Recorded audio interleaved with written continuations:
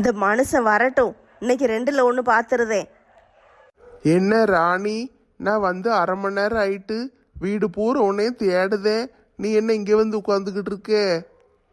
வந்துட்டீரா? உங்களை தான் எதிர்பார்த்து காத்துக்கிட்டு இருந்தேன். எதிர்பார்த்து காத்துக்கிட்டு இருந்தியா? எதிர்பார்த்து காத்துக்கிட்டு இருக்கிறவ வாசல்ல தானே உட்காந்துருப்பா, மொட்டை மாடியில் வந்து உட்காந்துருக்க. இந்த நக்கலுக்கு ஒன்றும் குறைச்சல் கிடையாது.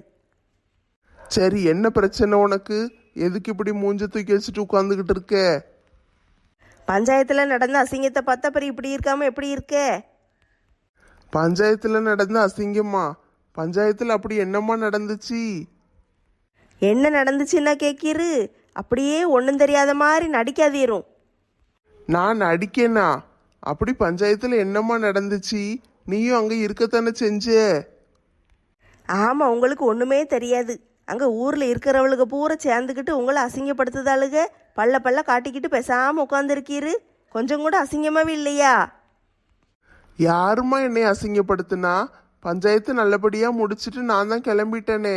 நீ என்ன இப்படியெல்லாம் சொல்லிக்கிட்டு இருக்க? நம்ம சொன்னாதான் கோபம் வரும் இந்த மனுஷனுக்கு. அவளுக்கு இழுத்து இழுப்புக்கெல்லாம் ஆடுவார். அவளுக்கு என்ன சொன்னாலும் மண்டைய ஆட்டுவார். நீ எதை பற்றி பேசுதேன்னு எனக்கு ஒன்றுமே விளங்கலம்மா. எல்லாரும் பத்திரமா இருங்கன்னு சொல்கிறதுக்கு தான் நான் பஞ்சாயத்தை கூட்டினேன். அங்கே வந்து எல்லாரும் சேர்ந்து டூரை பற்றி பேசுனாங்க. சரி, அதை பற்றி பிறவு பேசிக்கிடுவோம், யோசிச்சு ஒரு நல்ல ஊராக சொல்லுங்கன்ட்டு நான் வந்துட்டேன். அதில் என்ன பிரச்சனைன்னு சொல்லுதே? அந்த நெட்ட பனைமரம் என்னன்னா வீட்டுக்கு ஒரு சிலிண்டர் தருவியான்னு கேட்கா. என்னமோ அவள் அப்பா வீட்டு சொத்து மாதிரி அவள் கேட்டோன்னு எடுத்து கொடுத்துடணுமோ? அந்த ஒத்த ரோசா என்னடான்னா தோப்பு கரணம் போட சொல்லுதா. உங்களுக்கு அதெல்லாம் அசிங்கமா இல்லையா? எல்லாரும் முன்னாடி இப்படிலாம் சொல்லலாமா? அதை சொல்லுதியா? அது சின்ன பிள்ளைகள அப்படித்தான் கேட்குங்க. பஞ்சாயத்தில் எப்பவும் இப்படித்தான் நடக்கும். அதெல்லாம் நம்ம பெருசாக எடுத்துக்கிடக்கூடாது. அந்த பிள்ளைகள் சும்மா விளையாட்டுக்கு கேட்கும். ஆமாம், அவளுக்கெல்லாம் சின்ன பிள்ளைகளு, வாயில் விரல வச்சா கூட கடிக்க தெரியாது. சின்ன பிள்ளைகளுன்னா நான் என்ன சொல்லுதேன்னா, அவளுக்கு விவரம் தெரியாத பிள்ளைகள், வெள்ளந்தியா இருப்பாளுக. மனசுக்குள்ள ஒன்று வச்சுக்கிட்டு வெளியே ஒன்று பேசுறதுக்கெல்லாம் அவங்களுக்கு தெரியாது. எதுனாலும் படக்கு படக்குன்னு பேசுவாளுக. அதுக்கு பிறகு அதை மறந்துடுவாளுக. நானும் அது அவங்க பேசுறத காமெடியாக எடுத்துக்கிட்டு பேசாமல் போயிடுவேன். அதெல்லாம் பெருசாக எடுத்துக்கிட கூடாதும்மா. நீங்கள் அப்படி இருப்பீரு. எனக்கெல்லாம் அப்படி பார்த்துக்கிட்டு சும்மாலாம் இருக்க முடியாது. ஒவ்வொரு பஞ்சாயத்துலையும் இப்படி தான் பண்ணுதாளுகன்னு நினைக்கேன். என்ன ராணி நீ இப்படியெல்லாம் பேசுத? பஞ்சாயத்துன்னு இருந்தால் 4 பேர் 4 விதமாக பேசத்தான் செய்வாங்க. நம்ம அதெல்லாம் தூக்கி வச்சுக்கிட்டு சண்டை போட்டுட்டு அலைய முடியாது. நான் ஒன்றும் யாரு கூடயும் சண்டை போட்டுட்டு அலைங்கன்னு சொல்லலை. ஒரு தலைவருக்கு உண்டான மரியாதையே இல்லை. இவ்வளோ அசிங்கமாக கேவலமாக பேசுதாளுக. அப்படி என்ன தலைவர் வேண்டி கிடக்கு? இப்போ என்னதான் செய்யணுங்க? எனக்கு இதெல்லாம் சுத்தமாக பிடிக்கலங்க. தலைவர் இந்த மாதிரி பஞ்சாயத்தில் அவமானமாக அசிங்கமாக பேசுனா அவங்களுக்கெல்லாம் கடுமையான தண்டனை கொடுக்கணும். என்ன தண்டனை கொடுக்கணும்? பஞ்சாயத்தில் தலைவர் யார் அசிங்கமாக பேசுதாங்களோ அவங்கள இந்த ஊரை விட்டு ஒதுக்கி வச்சிடணும் 6 மாதத்துக்கு. அந்த 6 மாதத்தில் யார் அவங்க கூட பேசக்கூடாது, யார் அவங்களுக்கு தண்ணி கூட கொடுக்கக்கூடாது. நம்ம ஊர் பைப்பில் இருந்து தண்ணியும் பிடிக்க விடக்கூடாது. தண்ணிக்கு என்ன வேணாலும் செஞ்சுட்டு போட்டோம். அதுக்கு பிறகு மளிகை கடையில் போய் உப்பு புளி மிளகா அது இதுன்னு எதுவுமே வாங்கக்கூடாது. எந்த வீட்டுக்கும் போகக்கூடாது, எந்த கடைக்கும் போகக்கூடாது. தனியாகவே கிடக்கட்டும். அப்போந்தான் இந்த தலைவரோட அருமை தெரியும். ஐயோ கடவுளே, அந்த பிள்ளைகள் பேசுனது அந்த நேரத்துக்கே மறந்துட்டு அதுக பாட்டுக்கு வீட்டில் வேலையை பார்க்க போயிருக்கும். நானும் அதை பற்றி யோசிக்கவே இல்லை. இவ எதுக்கு இப்படியெல்லாம் பண்ணுதா? இவளுகளாவது பரவாயில்ல, ஒரு விதத்தில் ஏற்றுக்கிடலாம். ஆனால் அந்த லட்சுமி பார்க்க அப்புறாணி மாதிரி இருந்துக்கிட்டு என்ன பேச்சு பேசுதா? நான் இவ இப்படிலாம் பேசுவான்னு எதிர்பார்க்கவே இல்லை. வட்ட மேசை மாநாடு போடணுமா அவங்களுக்கு? வட்ட மேசை மாநாடு நல்ல வட்டமாக மேசையை போட்டுக்கிட்டு அவங்கள உட்கார வச்சு ஏசி போட்டு உட்கார வைக்கணும். பெரிய கலெக்டர்னு நினப்பு மனசுக்குள்ளே. நானும் எவ்வளோ நேரத்துக்கு தான் பேசாமல் உட்காந்துக்கிட்டு இருக்கேன். பஞ்சாயத்துக்கு நீங்கள் வர லேட் ஆயிட்டு. அவளுக்கு என்னெல்லாம் பேசினாளுக்கு தெரியுமா? தலைவர் வரல, அவர் ஒரு சோம்பேறி, அப்படி இப்படின்னு உங்களை பற்றி பேசுதாளுங்க. அதுக்கு பிறகு நீங்கள் வந்த பிறகு நேரடியாகவே கேட்காளுங்க. எப்படிலாம் பேசினாளுங்க, நக்கல் பண்ணுதாளுங்க, கிண்டல் பண்ணுதாளுங்க. இதெல்லாம் நான் பார்த்துக்கிட்டு சும்மா உட்காந்துக்கிட்டு இருக்கணுமோ? இங்கே பாரு ராணி, என்னை ஒரு தலைவராக பார்க்காம உன் புருஷனாக பார்க்கறதுனால தான் உனக்கு இப்படியெல்லாம் தோணுது. என்னைய அவங்க வந்து கிண்டல் அடிக்காங்க அப்படி இப்படின்னு. நான் அதெல்லாம் பெருசாக எடுத்துக்கிடல. என் ஊர் ஆட்கள் என் மேலே அவ்வளோ பாசம் வச்சுருக்காங்க. எனக்கு ஒன்றுன்னா யாரும் தாங்க மாட்டாங்க, துடிச்சு போயிடுவாங்க. நான் ஆஸ்பத்திரியில் கிடக்கும்போது எத்தனை தடவை வந்து ஆஸ்பத்திரிக்குள்ளே உட்காந்துக்கிட்டு அழுதுகிட்டு இருந்திருக்காளுங்க தெரியுமா? தலைவருக்கு எப்படியாவது சரியாயிரணும்னு எத்தனை கோயிலில் போய் வேண்டியிருக்காங்க தெரியுமா? நீ அவங்களெல்லாம் குறை சொல்லிக்கிட்டு இருக்காத. அவங்களாம் நல்லவங்கன்னு என்னால் உனக்கு நிரூபித்து காட்ட முடியும். என்னத்தை நிரூபிப்பீரு? இல்லை என்னத்தை நிரூபித்து காட்டுவீருன்னு கேட்கேன். சரி, ஒன்று செய்வோம். உனக்கு யாரெல்லாம் பிடிக்கலையோ, யார் மேலெல்லாம் சந்தேகமாக இருக்கோ அவங்க எல்லாரையும் நாளைக்கு வீட்டுக்கு கூப்பிடு. நான் உட்காந்து பேசுதேன். சில விஷயங்கள் நான் சொல்லுவேன். சொல்லும்போது அவங்க என்ன சொல்லுதாங்கன்னு நீ பாரு. நான் என்ன பேச போறேன்னு உனக்கும் தெரியாது, அவங்களுக்கும் தெரியாது. நாளைக்கு பாரு, தெரியும். அது எப்படி? என்ன சொல்ல போறீரு, என்ன பேச போறீருன்னு எனக்கு முதலே தெரிஞ்சிடணும். சரி, அப்பனா உனக்கு எனக்கு மட்டும் தெரியற மாதிரி வச்சுக்கிடுவோம். இந்த விஷயத்த நீ யார்கிட்டையும் சொல்லக்கூடாது. நம்ம சம்மந்தி அம்மாட்ட கூட போய் சொல்லக்கூடாது. ஆ சரி சரி, நான் போய் யார்கிட்டையும் சொல்ல மாட்டேன். நான் வந்து தலைவர் பதவியை விட்டு விலக போறேன், காசி ராமேஸ்வரம்னு போறேன், எனக்கு உடம்பு சரியில்லை, எனக்கு அந்த வியாதி இருக்கு இந்த வியாதி இருக்குன்னு நான் ஏதாட்டும் ஒன்று சொல்லுதேன். அதுக்கு அவங்க என்ன செய்யுதாங்கன்னு பாரு. நல்லதா போச்சுன்னு நினைப்பாளுக. சீக்கிரம் நீங்கள் செத்துட்டீங்கன்னா தலைவர் பதவியை பிடுங்கிக்கிடலான்னு பார்ப்பாளுக. நீ இவ்வளவு தூரம் பேசுதல்ல, நான் ஒன்றும் பேச மாட்டேன். நாளைக்கு என்ன நடக்குன்னு நீயே பாரு. உங்களெல்லாம் நம்ப முடியாது. நீங்கள் எனக்கு தெரியாமல் அவளுகிட்ட போய் இப்படி இப்படி விஷயம்னு சொல்லிட்டு வந்துட்டீருன்னா அவளுக்கு உசார பேசுவாளுகள்ல. அதான் சாயந்தரம் ஆயிட்டுல்ல, இருட்டுனதுக்கு பிறகு நான் எங்கே போறேன்? ராத்திரி மட்டும்தான் நேரம் இருக்கு. நீ என் கூடயே இரு, என் ஃபோனையும் நீயே வச்சுக்கோ. நான் யார்கிட்டையும் பேச மாட்டேன், எதுவும் செய்ய மாட்டேன். காலையில் அவங்கள ஃபோன் போட்டு நீயே வர சொல்லு, வந்த பிறகு பேசிக்கிடுவோம். நான் இந்த சவாலை ஏற்றுக்கிடுதேன். அவளுக்கு வந்து நாளைக்கு உங்களை அசிங்கப்படுத்திட்டு போகிறாளுக. அப்போந்தான் உங்களுக்கு தெரியும். நாளைக்கு காலையில் எப்போ ஆகும்னு தான் காத்துக்கிட்டு இருக்கேன். எப்பா அலெக்ஸு, நீ கவனிச்சியா இன்னைக்கு பஞ்சாயத்துல? ஆமாண்ணே, இந்த பொம்பளையில பூரா டூருன்னு கிடக்காங்களே எதுக்கு? நம்ம சம்பாதிக்கிறதுக்கு நாயா பேயா தெருவா அலைஞ்சிக்கிட்டு கிடக்கும். இவளுக்கு ஈஸியா கொண்டு ஒரு வாரத்துல அவ்வளத்தையும் தூக்கி கொடுத்துட்டு வந்துருவாளுக. டூர் போய் தான் ஆகணுமாக்கும், எல்லாம் வீட்டில் சும்மா கிடக்க வேண்டியதானே? நம்மளுக்கு எங்கடா லீவ் விடுவாங்க? நல்ல படுத்து தூங்கலான்னு ஆசையா இருக்கு. இதுக்கு என்னடான்னா வெளியே போகணும்னு உயிரை போட்டு வாங்குதுங்க. போறது காணாதுன்னே, அது வேணும் இது வேணும்னு கேட்டு உயிரை வாங்குவாளுக. சாப்பாடு வாங்கி கொடு, ட்ரெஸ் வாங்கி கொடு, அதை வாங்கி கொடு, இதை வாங்கி கொடும்பாளுக. துட்டு செலவழிச்சே மனுஷனுக்கு நாக்கு தள்ளிரும். துட்டு எங்க எடுத்துட்டு போக முடியும்? கடன் வாங்கிட்டு தான் போகணும். நம்ம சொந்த துட்டை போட்டு போற அளவுக்குலாம் எங்க வசதி இருக்கு? ஆமாண்ணே, நானும் கடனு தான் வாங்கணும். வேண்டான்னு சொன்னாலும் கேட்க மாட்டேக்காளுங்க. டூருக்கு போயே தீரணும்னு ஒத்த காலில் நிற்பாளுங்க. என்ன முருகேசன் தாத்தா, வந்ததுல இருந்து அமைதியா உட்கார்ந்துகிட்டு இருக்கீரு? நீங்க என்னப்பா பொம்பளைகளை பத்தி இப்படி எல்லாம் பேசுதீங்க? பிறவு என்ன தாத்தா, டூருன்னு ஒரேடியா குதின்னு குதிக்காளுங்க. வருஷம் போகணுமாக்கும். அதான் 3 வருஷம் தொடர்ந்து போயாச்சு. பம்பாய்க்கு போயாச்சு, மெட்ராஸுக்கு போயாச்சு, அங்க இங்கேயும் போயிருக்கு. ஒரே செலவா இருக்கு. நம்ம எப்படிதான் சமாளிக்க? போகணும் நிக்காளுங்க. என் பொண்டாட்டி எல்லாம் போகக்கூடாதுன்னு சொன்னாலும் கேட்க மாட்டா, போயே தீரணும்னு நிப்பா. எங்க வீட்டில் மட்டும் என்ன வாழுது? நீ வந்தா வா, நீ வரலன்னா போன்ட்டு அவளுக்கு பாட்டுக்கு போயிடுவாளுங்க. இப்ப உங்களுக்கெல்லாம் கொஞ்சமாட்டு மனசாட்சி இருக்காப்பா? ஏன்பா இப்படி எல்லாம் பேசுதீங்க? நாங்க என்ன அப்படி தப்பா பேசிட்டோம்? நாங்க பேசுறதெல்லாம் கரெக்டு தான். துட்டு சம்பாதிக்கிறதுக்கு நாயா பேயா ஓட வேண்டியிருக்கு. இவளுக்கு ஈஸியா அவ்வளத்தையும் தூக்கி கொண்டு கொடுத்துருதாளுக. இப்போ ஊருக்கு போகணும்பாளுக. கடனை வாங்கி வச்சுட்டு அந்த கடனை வருஷம் பூரம் கட்டிக்கிட்டு கிடக்கணும். நீ சொல்றது கரெக்டு தான். துட்டு சம்பாதிக்கிறது கஷ்டம்தான். ஆனா வீட்டில் இருக்கிற பொம்பளைங்க என்ன செய்வாங்க பாவம்? எந்நேரமும் வீட்டில் தான் இருக்கணும்.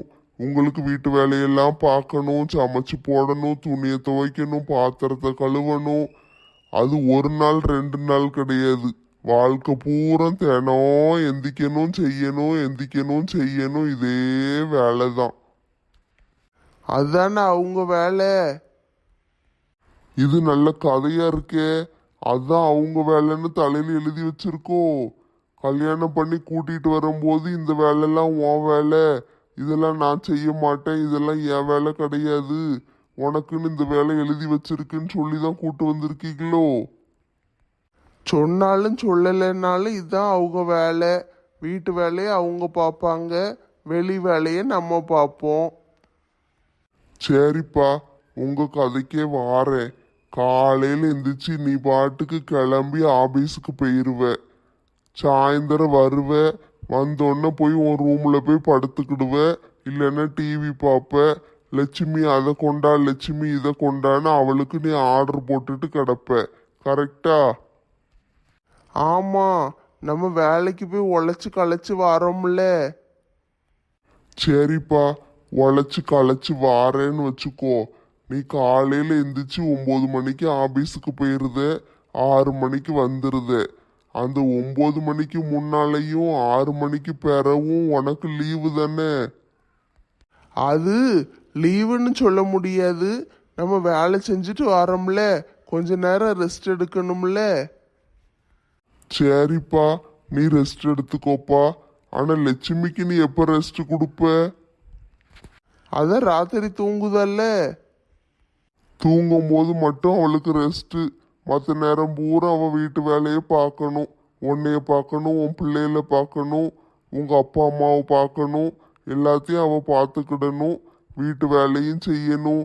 வெளியே ஏதாட்டு வேலை இருந்தாலும் போய் பார்த்துட்டு வரணும். எல்லாத்தையும் அவள் செய்யணும். உனக்கு ஆபீஸுக்கு போயிட்டு வர்ற வேலை மட்டும்தான். நீங்க சோக்காளி மாதிரி அலைவீங்க. என்ன சொல்லுதீங்க தாத்தா? உண்மையை சொல்லுதம்பா. வீட்டில் இருக்கிற பொம்பளைங்க வீட்டிலேயே இருக்கணும்னு நினைக்காதீங்க. அவங்களையும் 4 இடத்துக்கு கூட்டிட்டு போகணும்னு நினைங்க. வருஷத்துக்கு ஒரு தடவை தான் இப்படி எங்கேயாவது வெளியே போறாங்க. அதையும் கெடுக்க பார்க்காதீங்க. நீங்க சொல்றதெல்லாம் கரெக்டு தான் தாத்தா. அதெல்லாம் நிறைய வசதியா இருக்கிறவங்க பணக்காரங்க டூருக்கு வருஷம் வருஷம் போவாங்க. நம்மெல்லாம் போக முடியுமா? எவ்வளவு துட்டு செலவாகுது தெரியுமா? கூட்டிட்டு போப்பா. எவ்வளவு துட்டு செலவானா என்ன? வருஷத்துக்கு ஒரு தடவை பொண்டாட்டி வெளியே கூட்டு போறதுக்கெல்லாம் கணக்கு பார்க்காத. அப்ப துட்டு யார் தருவா? நீ தான் கொடுக்கணும். உன் பொண்டாட்டிக்கு சம்பாதிக்காம வேற யாருக்கு சம்பாதிக்க? நீ கஷ்டப்பட்டு சம்பாதிச்சு உன் பொண்டாட்டியை வெளியே கூட்டிட்டு போ. அவ சந்தோஷமா இருக்கிறத பார்த்தா உனக்கு பொறுக்காதா? என்ன முழிக்க? உன் பொண்டாட்டி அவங்க அம்மா அப்பா அண்ணன் தங்கச்சி எல்லாரையும் விட்டுட்டு வந்திருக்கா. அதே மாதிரிதான் எல்லா பொம்பளைங்களும்.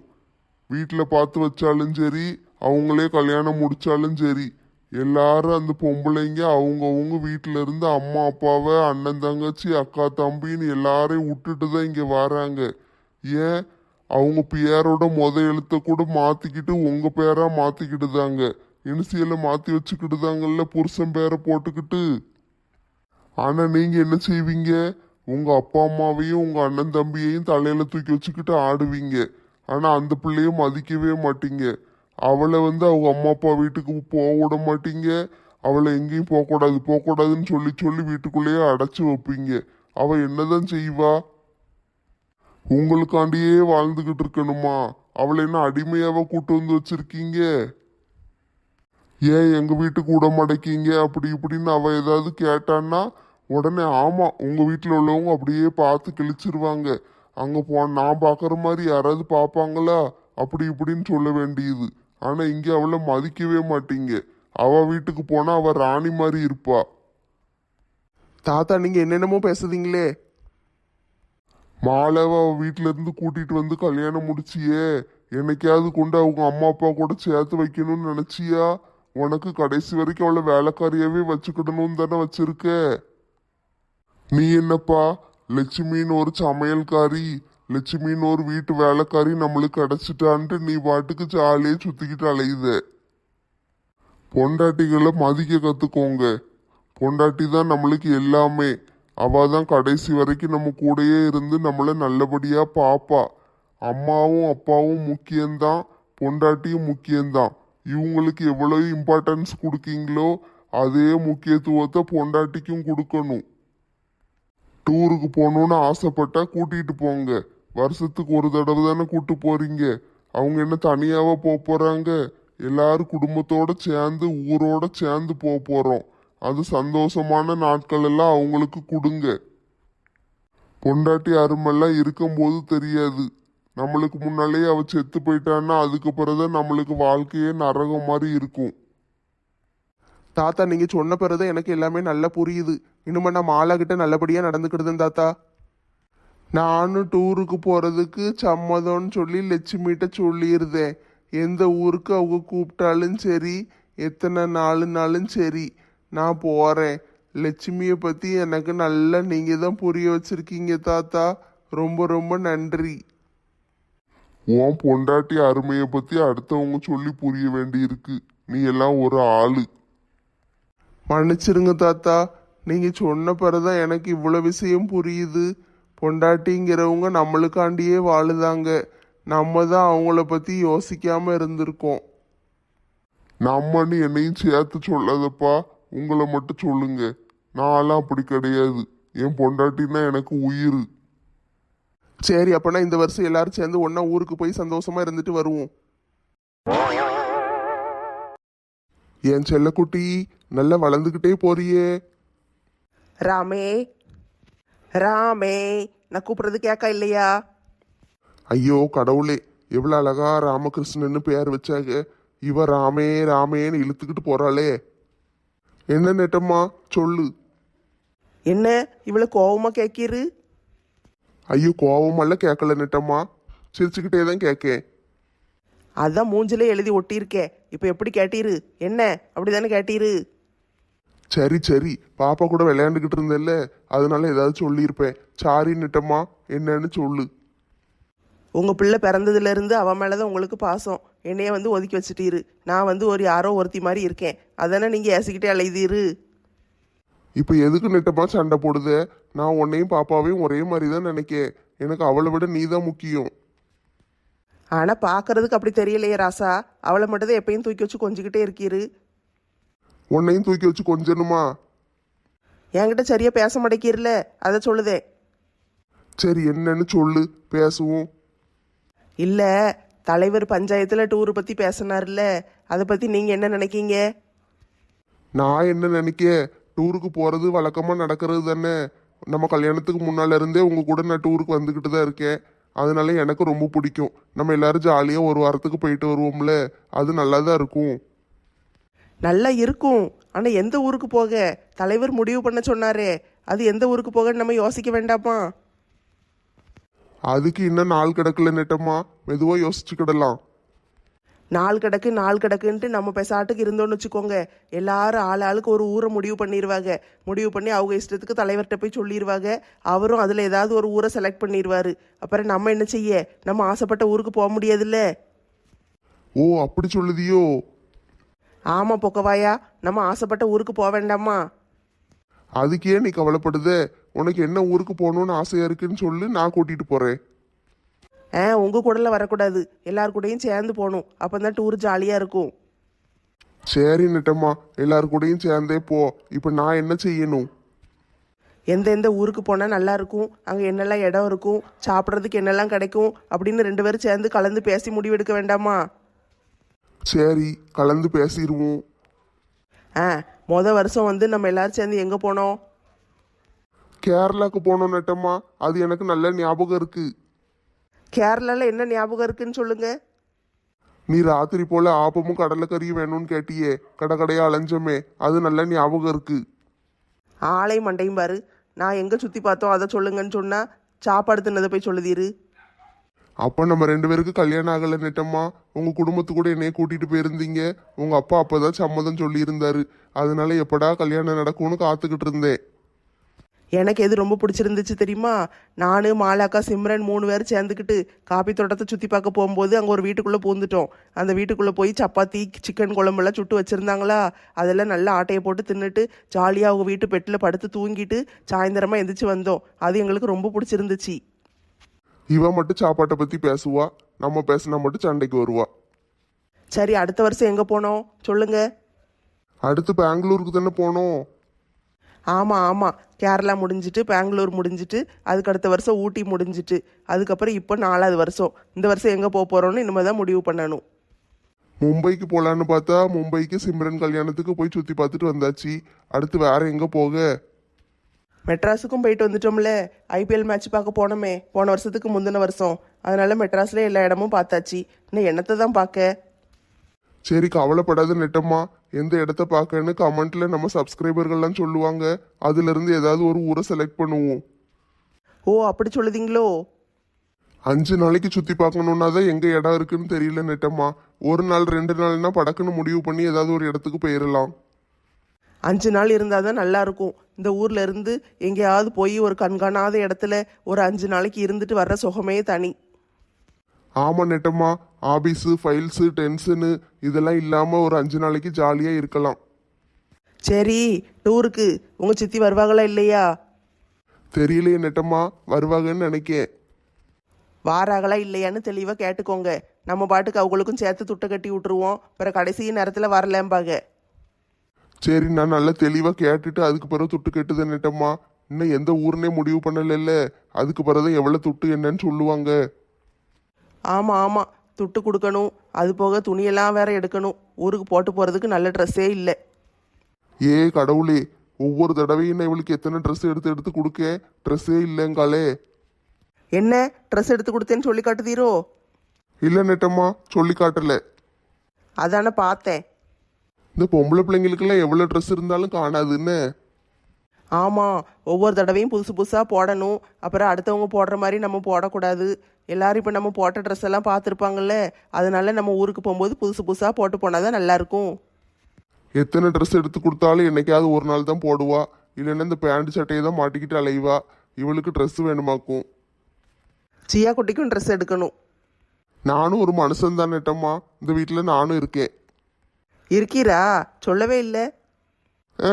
எல்லாம் என் நேரம்.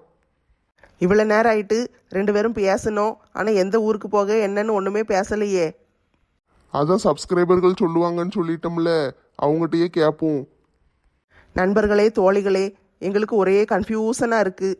எந்த ஊருக்கு போக என்னன்னு கண்டுபிடிக்க முடியல. 5 நாளைக்கு டூர் போகிற மாதிரி, இந்தியாக்குள்ளேயே இருக்கிற மாதிரி ஒரு நல்ல இடத்த பார்த்து சொல்லுங்க. அங்கே போகணும். துட்டும் குறையா இருக்கணும். சுற்றி பார்க்க நிறைய இடமும் இருக்கணும். அதுக்கு ஏற்ற மாதிரி யாராவது இடத்த சொல்லுங்களேன். சரி நெட்டம்மா, நேரம் ஆயிட்டு நம்ம தூங்குவோமா? காலையில் வர சீக்கிரம் எந்திரிச்சு ஓடணும். என்னது, காலையில் சீக்கிரம் இருந்துச்சு வீட்டை விட்டு ஓட போறீரா?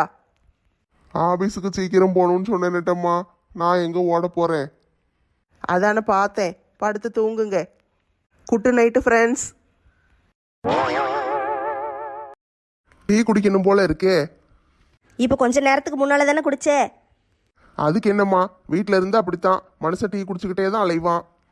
உள்ள அவள் வேலையாக இருக்கா, போய் டீயை கேட்டு அடி வாங்கிட்டு வராதே. அதெல்லாம் நான் பார்த்துக்கிட்டுதேன். அவட்ட எப்படி பேசுனா வேலை நடக்கும்னு எனக்கு தெரியும். என்ன செஞ்சுட்டு அடி வாங்கிட்டு வர போறானோ தெரியலையே. அபி செல்லம், என்ன செய்றீங்க? அபி செல்லம்மா. மாலா, ரொம்ப டயர்டா இருக்கியோ? ஆமாங்க, இன்னைக்கு பஞ்சாயத்துக்கு போயிட்டு வந்ததுலேருந்தே ரொம்ப டயர்டாக தான் இருக்கு. உனக்கு டீ குடிக்கணும் போல இருக்கா? ஆஹா, என் புருஷனுக்கு என் மேலே எவ்வளோ பாசம். நான் டயர்டாக இருக்கேன்னொன்னு எனக்கு டீ போட்டு கொடுக்கலான்னு பார்க்காரே. இவரெல்லவோ தங்கமான கணவர். ஆமாங்க, எனக்கு டீ குடிக்கணும் போல தான் இருக்கு. சரி, அப்பனா டீ போட்டுருன்னு. அடி பாவி, என்ன கெட்டுன புருஷனை இப்படி சப்புன்னு அறையுதே.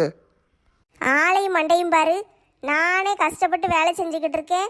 டீ போட்டுத்தான்னு வந்து கேட்கறதுக்கு துப்பில்ல. உனக்கு டீ வேணுமா, டயர்டாக இருக்கியான்னு கேட்கிரு. ஆளை பாரு ஆளை. இடையில இடையில அபி நீரே. அபின்னா யாரு? அது நீதாம்மா. உனக்கு நான் வச்ச செல்ல பேரு அபி. ஐயோ, என்னைய மன்னிச்சிருங்கங்க. நீங்கள் என் மேலே எவ்வளோ பாசத்தில் எனக்கு செல்ல பேரெல்லாம் வச்சுருக்கீங்க. நான் தான் அது தெரியாமல் பட்டுன்னு உங்களை அடிச்சிட்டேன். பரவாயில்லம்மா, விடு. அடி வாங்குறதெல்லாம் நம்மளுக்கு சகஜம் தானே. சரிங்க, போய் உட்காருங்க. டீ போட்டு ரெடியாக இருக்கு. டீயை நான் சூடு பண்ணி உங்களுக்கு கொண்டுட்டு வரேன். சரி அபி செல்லம், கொண்டு வான்னு. சரிங்க, போய் உட்காருங்க, கொண்டு வரேன். எங்க தட்டி எங்க தூக்குனா எந்த வேலை நடக்கும்னு நம்மளுக்கு தெரியும்ல. இவர் என்ன அபின்னு நம்மளுக்கு செல்ல பேர் வச்சிருக்காரு? அந்த பேருக்கும் நம்மளுக்கு என்ன சம்மந்தம்? நம்ம பேரு மாலா, இவர் அபின்னு கூப்பிடுதாரு. சரி ஏதோ ஒன்று அவருக்கு பிடிச்ச பேர் வச்சு நம்மளை கூட்டிட்டு போட்டும். நினைத்ததை நடத்தியே முடிப்பவன் நான் நான் நான். என்னல என்னத்தை நினைச்ச என்னத்தை முடிச்ச? டீ வேணும்னு கேட்டேன், நீ என்ன சொன்ன? டீ எல்லாம் கொடுக்க மாட்டா, அவ வேலையா இருக்கான்னு சொன்னல. இப்ப பாரு என் பொண்டாட்டி எப்படி டீயை தூக்கிட்டு ஓடி வரான்னு பாரு. என்னல செஞ்ச? வேலை செஞ்சுக்கிட்டு இருக்கும்போது நான் காப்பி கேட்டாலே ஏசுவா, டீ எப்படி கொண்டு வர சம்மதிச்சா? இப்ப வரும் பாருங்க. சரி அது இருக்கட்டும், பேச்சோட பேச்ச அவளை அபி அபின்னு கூப்பிட்டுக்கிட்டு இருந்த. அபின்னா யாரு? உன் புது கேர்ள் ஃப்ரெண்டா? சை, கேர்ள் ஃப்ரெண்ட் எல்லாம் கிடையாது, மாலாக்கு தான் அந்த பேர் வச்சிருக்கேன். அபிக்கும் மாலாக்கும் என்ன சம்மந்தம்? சம்பந்தம் நிறைய இருக்குமா? ஏல அது என்னல சம்மந்தம், எனக்கும் சொல்லு. அடங்கா பிடாரி அப்படிங்கறத தான் சுருக்கி அபின்னு கூப்பிடுதேன். அந்த பேரு தான் அவளுக்கு நல்ல பொருத்தமா இருக்கும்.